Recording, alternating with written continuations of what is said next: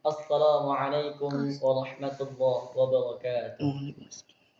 Innal hamdalillah nahmaduhu wa nasta'inuhu wa nastaghfiruh wa na'udzu billahi min shururi anfusina wa min sayyiati a'malina. May yahdihillahu fala mudilla lahu wa may yudlilhu fala hadiya lahu. Asyhadu an la ilaha illallah wahdahu la syarika lah wa asyhadu anna Muhammadan abduhu wa rasuluh. Allahumma salli wa sallim wa barik ala sayyidina Muhammad wa ala ali sayyidina Muhammad. Wa qala Allah ta'ala fil Qur'anil 'azim. Bismillahirrahmanirrahim. Syahrul Ramadan alladzi unzila fihi al-Qur'an hudan linnas wa bayyinatin minal huda wal furqan. Wa qala an-nabiyyu fil hadis rubba sha'imin laysa lahu min qiyami illa sahal wa rubba qa'imin laysa lahu min qiyami illa al-ju'.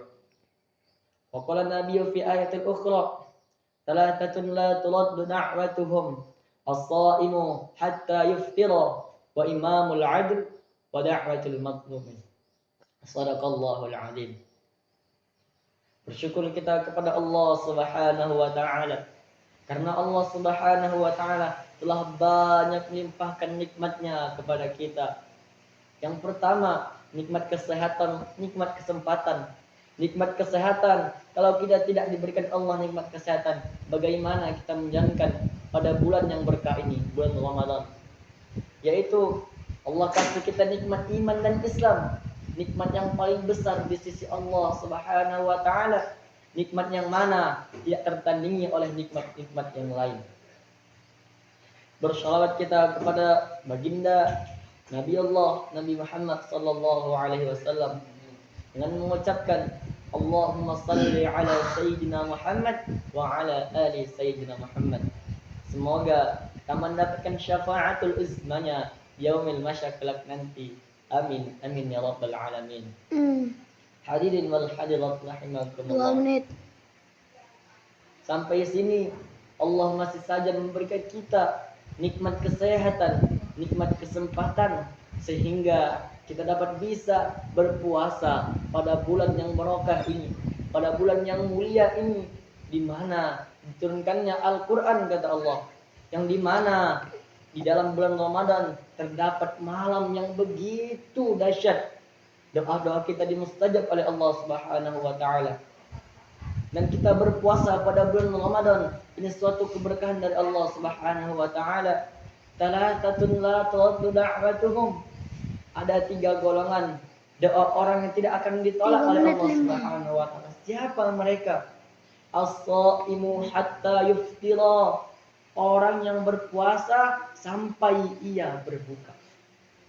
Jadi orang yang berpuasa, dia melihat orang yang makan, dia melihat ada orang yang minum, tapi dia menahan nafsunya untuk berpuasa karena Allah Subhanahu wa taala, maka Allah Subhanahu wa taala akan mustajabkan doa yang akan dikaruniai oleh Allah Subhanahu wa taala. Lalu siapa yang kedua?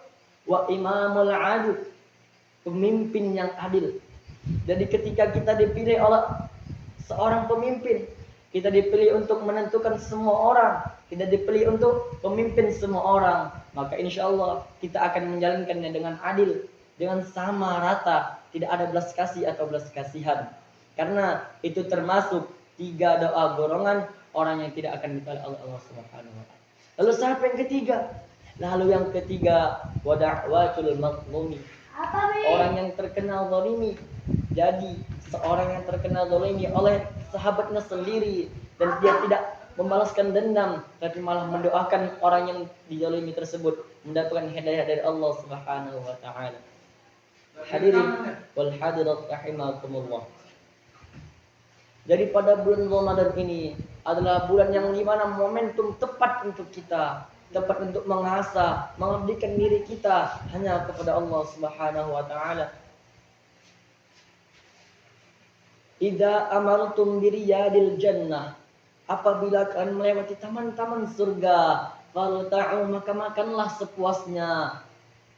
Wa qala, dan seseorang bertanya kepada Rasulullah, ma halaka dzikri ya Rasulullah, apa itu taman-taman surga? Maka Rasulullah sallallahu alaihi wasallam menjawab, taman-taman surga adalah halaqah-halaqah zikir, halaqah-halaqah Al-Qur'an. Maka pada bulan Ramadan inilah momentum yang pas untuk kita untuk membaca Al-Qur'an, untuk beribadah kepada Allah, mengabdikan, mentakwakan diri kita agar taat kepada Allah Subhanahu wa taala.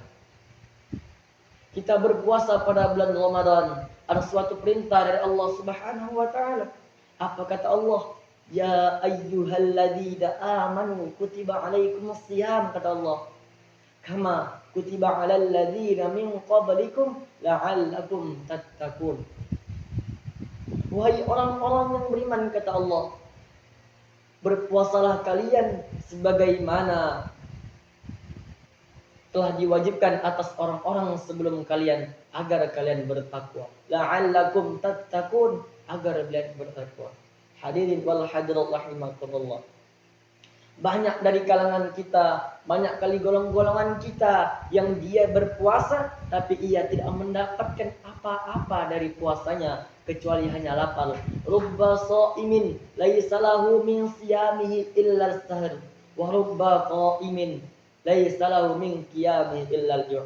Banyak orang yang berpuasa tetapi tidak mendapatkan apa-apa dari puasanya kecuali lapar saja. Dan banyak juga orang yang belum bangun malam, banyak orang yang sholat pada waktu malam tetapi ia tidak pernah mendapatkan apa-apa dari bangunnya kecuali letih.